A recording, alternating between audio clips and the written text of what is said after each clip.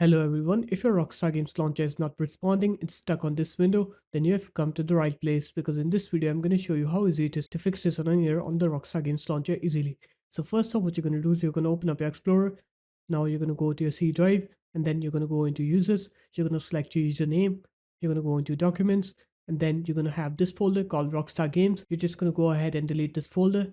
If you can't see this folder, then you may have OneDrive enabled. So what you're going to do is you're going to open up your start menu. You're going to write here add or remove, and then you're going to search for OneDrive on here, and then you're just going to go ahead and uninstall OneDrive from your computer, and then you're going to go ahead and restart your computer. And once you restart your computer, now you're going to come back to this location again, and if you have Rockstar Games on here, just delete it from here. And after that, open up the Rockstar Games Launcher and you'll see that it will work correctly and you will not get that not responding error anymore. So in this case, that's how easy it was.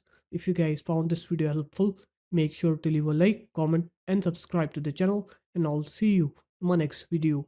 Peace.